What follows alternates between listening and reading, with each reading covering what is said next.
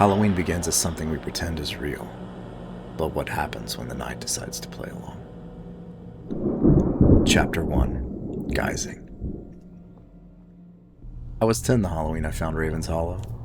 I remember the mask more than anything. One of those drugstore masks with the eye holes too small to see through, little elastic string that pulls your hair every time you take it off. Cheap plastic. Mine was supposed to be some kind of vampire. White skin, whiter teeth, red around the eyes, and of course, the fangs.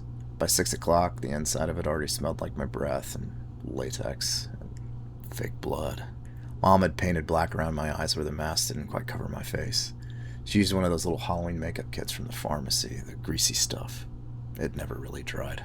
Even now, if I smell that combination, I'm 10 years old again.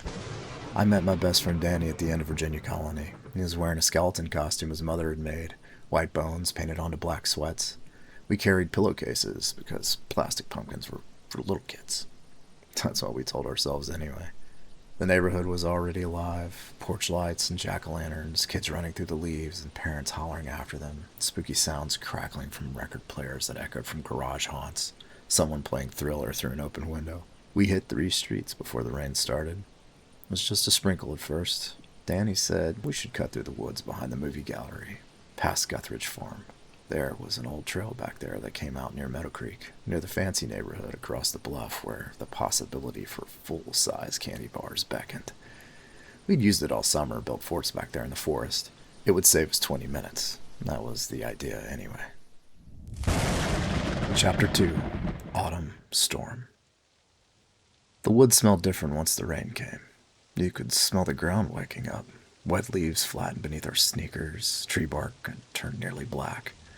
Everything on that trail had that cold, clean smell that only exists in October, when rain hits dead leaves and the temperature drops at the same time.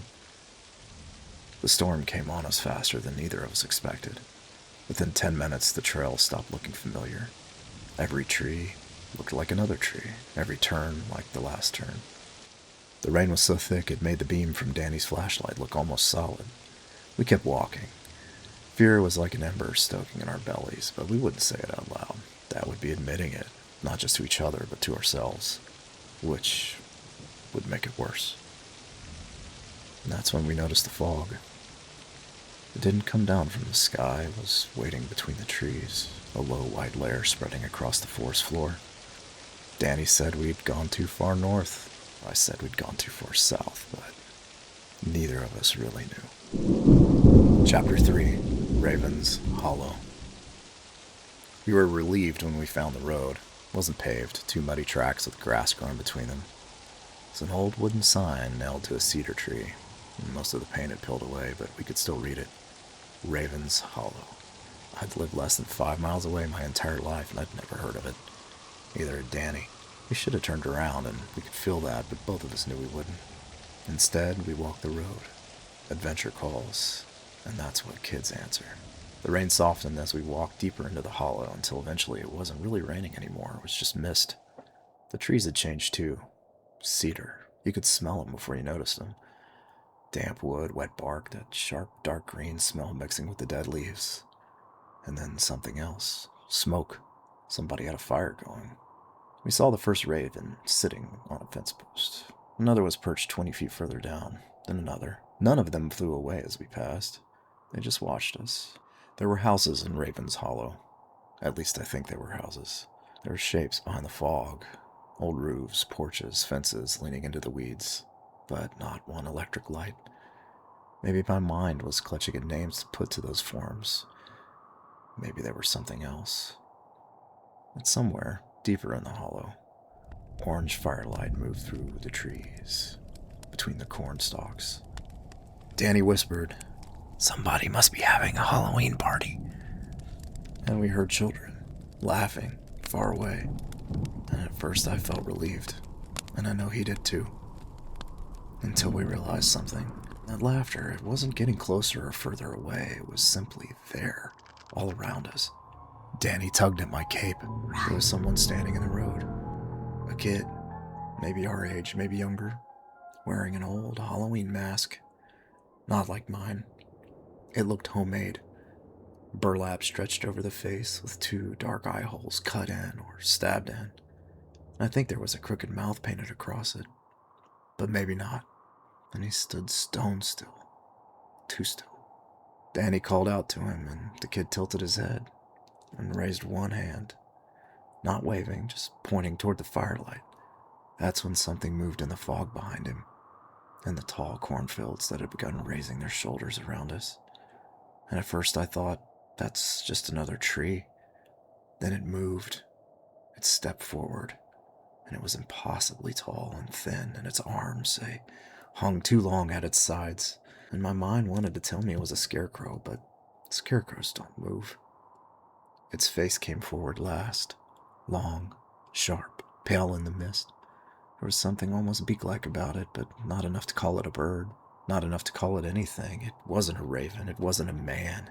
It looked like something trying to remember how both of those things were shaped. The fog curled around it, and it leaned forward over the masked kid. Suddenly I could smell something beneath the cedar smoke.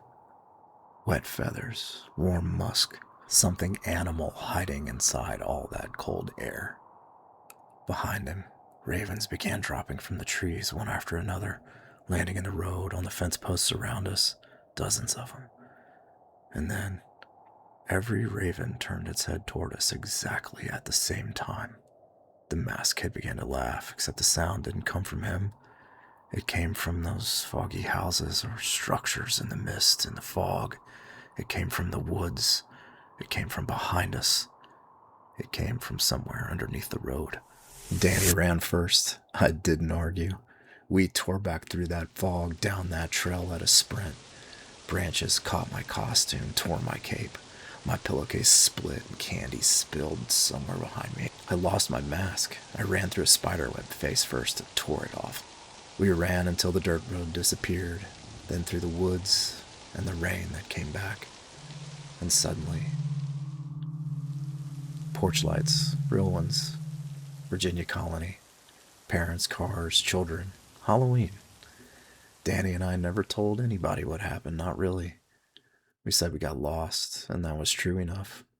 Years later, I tried finding Raven's Hollow again, and there was no road, no sign, no cedar tree where I remembered it. Just the woods and the trail. But every Halloween, when the weather turns cold and rain darkens the leaves, sometimes I smell that cedar smoke, and underneath it, just for a second, wet feathers, musky and black. And I remember my mask lying somewhere out there in those woods. And I wonder who found it, or what. Halloween begins as something we pretend is real. Sometimes, something in the dark believes us. These and other scary stories are available Tuesday, August 25th at 10 a.m. Eastern Standard Time on southofsanitycandles.com. Prepare yourself for Raven's Hollow, Stingy Jack, Guising, Tarot, Autumn Storm, Crop Circle, Halloween Night, Halloween Bonfire, Candy Corn, Samhain, Pumpkin Fire, Abduction, Pumpkin Spice Latte, Moonlit Cemetery, and Autumn's End.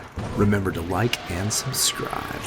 Lots more video goulash coming your way this Halloween season. So keep it creepy, and I'll smell you later.